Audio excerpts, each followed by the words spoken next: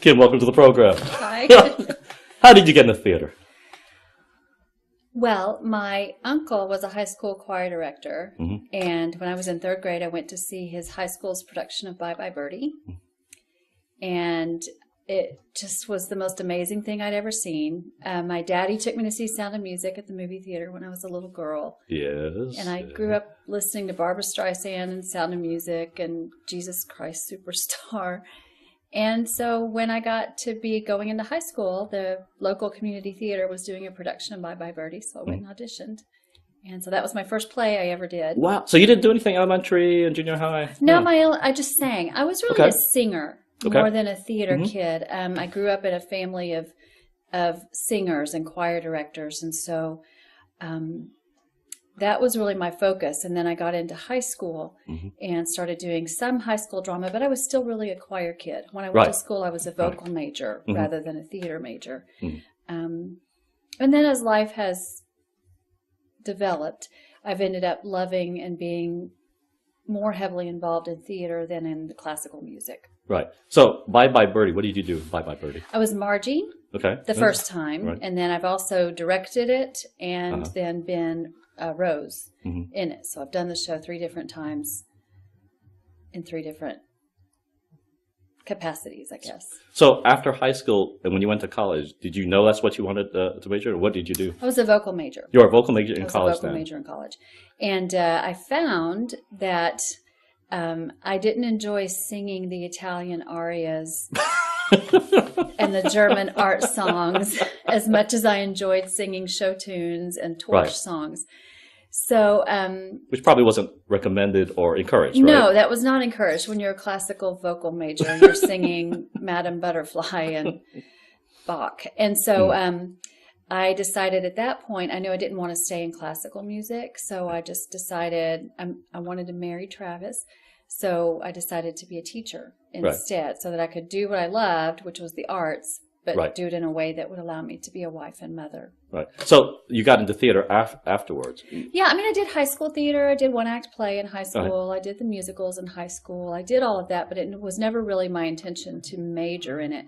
And then as I got into my adulthood and discovered that was probably actually a better place for me, that I was happier in the theater than I was in the music practice room. Right.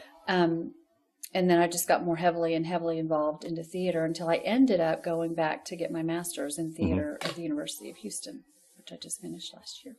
Didn't you, as part of that, didn't you end up going to New York? I did. I studied in New York with Lincoln Center and with the company of Warhorse. And then I studied at the Royal Academy of Dramatic Arts in London and also studied with the Actors Studio of Chicago. Whoa. In my master's training. Yeah, I've got some other friends that are also taking that master's program, and they tell us all these things they get to do.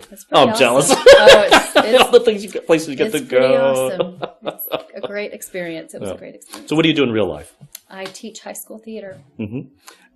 And is that something you wanted to do, or is it more? It's a practical matter. It's a way to use what you know. It's a little bit of both. I'm a teacher by nature. Right. Teaching, the act of teaching, pedagogy is as easy to me as breathing.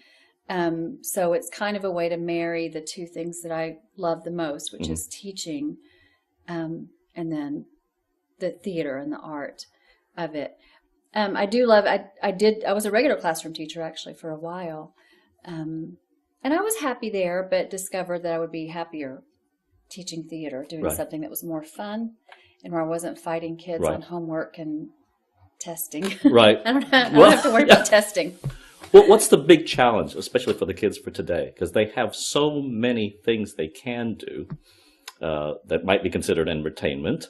How do you engage them and make theater, part of them? They love anything that allows them to get up and not be seated for so long. So we try to not stay. We really try not to stay in chairs very much. They like the social aspect of it. They like interacting with each other. They welcome the opportunity to be creative, but they have to we have to spend usually the first 6 to 8 weeks getting them comfortable with each other and understanding that this is a safe environment. You can take a risk in this room, and you're not going to be teased. You're not going to be made fun of. Yes. And kids are so nervous about being made fun of or making a mistake in front of their peers that gives their peers ammunition against them. So it's kind of, my kids have come to me over the years and told me this was like the safe place. This was the place where I could just be myself and say what I wanted to say and be who I am and not be afraid of being censored or not be afraid of being criticized. And so that's been one of the, probably the most valuable thing, I think, about a high school theater education, whether or not my kids go on to major in theater. And I do have some that are majoring in theater, and I have kids that are, I have a former student at one of the most elite musical theater universities in the nation up in New York.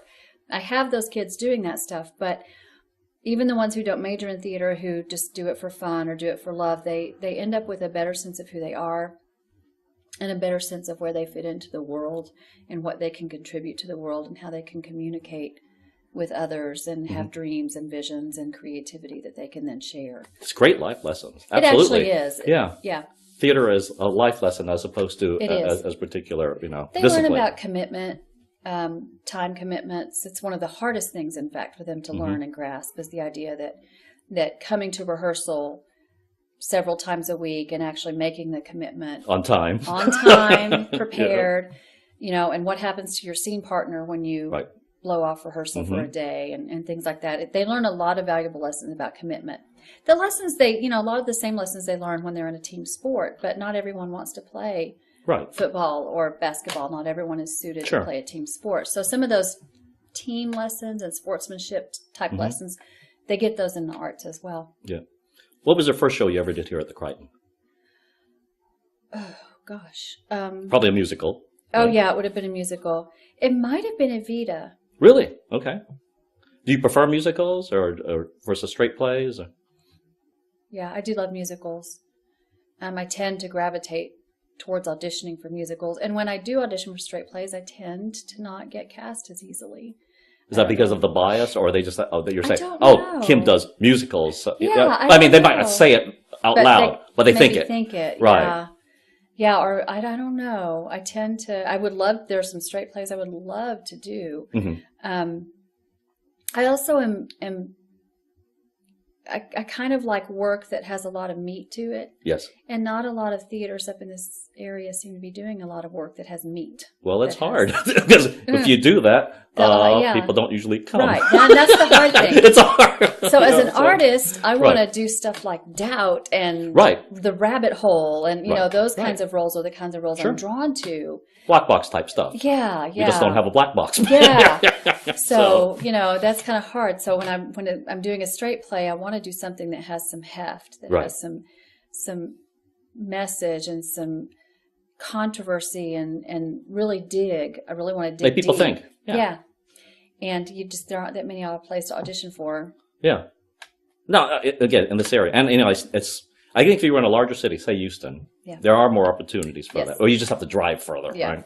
Which I can't with my schedule. No. Because of my high school theater teaching, which is pretty demanding time-wise. So. Yeah, we used to joke, why don't we see more theater teachers auditioning? I said, well, that's probably because they're busy doing their UIL and their own productions. So it's exhausting. Yeah. It's an exhausting and demanding job. It's not a 40-hour-a-week job. No, it is not a 40-hour-a-week job by any stretch. So I'm fortunate that I have a family, I think because we all do theater. We all support each other. So when one of us has a show going, the other ones kind of pick up the pieces and help the other one along. If I didn't have a family, and I know a lot of my colleagues don't have families that are theater people. It's harder. And it's harder for them. And when my children were small, yes, I wasn't able to do as much. I would maybe get one show in a year. Right. Now that my kids are older, I have a little bit more flexibility. And you can convince them to join you? Yes. Well, it really doesn't take much convincing, actually. It's usually the other way around. It's usually, don't audition for that one, you need a break. I'm trying to convince Libby not to audition for Grease right now. So, when you're not doing theater and you're not working, what do you do for fun? I don't. Oh, come on. There's got to be some TV show, or it's got some guilty pleasure. I love yoga. Really? Yeah. Yes. When did you get into yoga? It's been 2 or 3 years. Uh-huh. And I really love hot yoga. I've heard a lot about the hot Bikram. yoga. I'm kind of like, wait a minute, you're going to get yourself hot, but you want hot. Yes. Oh, it's like 105 degrees with the room, a humidified room. Oh, yeah. So I would ride my bike, like summer every day. I rode my bike over to the yoga studio. Right. So it was already warm. You're already And I'd get upstairs and hydrate and then go lay in the room. But it was good for me. It was good for my soul. Mm-hmm. Good for my focus. I'm a pretty intense person. It is interesting. I've heard people that they get into the yoga and they really enjoy it. And I've heard good things about the hot yoga. Yeah. I won't be one of those that will like it. No, but yes. It's pretty intense. But for me, because my brain is always operating like this, and yoga is about the only time that I'm learning the discipline of letting my mind be still for a while. And the yoga, especially in the hot yoga, it's intense enough that it forces me to concentrate so completely on the practice that I can let everything else just for an hour, set it off to the side. Type A personality. So you get bored easily, I bet. Yeah, I can't sit still. Right. So you like learning new things, which is probably why you got the yoga. Yes. No TV shows you like, right? Bunheads. I like really? Bunheads. I love Smash. Mm-hmm. The Walking Dead. Mm-hmm. That's about it. That's really all I have time. And it's probably catch up in. We have to DVR them. Yes. I'm watching Breaking Bad on Netflix right now, and the acting in that show is stellar, just stellar. And Bryan Cranston is amazing. Right. But the actress that plays his wife also was just amazing to watch. Wow. So, yeah, I love shows that are driven by good acting and good scripts. Is there any actor, say, on stage, say Broadway, that you look up to or try to catch whenever they are doing a show or follow closely? I love Sutton Foster. Mm-hmm. And I have seen her on stage. Yes. And she's amazing. Awesome. Just incredible. I have seen Patti LuPone perform on stage. And I know I love Kelly O'Hara. I think she's just precious. And this is, of course, every woman my generation answers Meryl Streep. Oh, my goodness. Oh, yeah. Why not? You've got to. She is the best living American actress. What a chameleon. Hands down. She is. It's just really, amazing. Really accents, looks. It's just, She is. She's amazing. Love her. And fearless. Yes. She's fearless. Love her. Oh, incredible. Any places you'd like to go that you haven't been yet? Paris. Mm-hmm. I'd like to go back to London. I went for my graduate school studies, but I was so busy studying, I didn't really have time to see everything I wanted to see. So I'd like to go, and I didn't have Travis with me. Yeah. So I want to go back to London, and then I want to go to Paris. Would love to go to the south of France. Mm-hmm. Greece.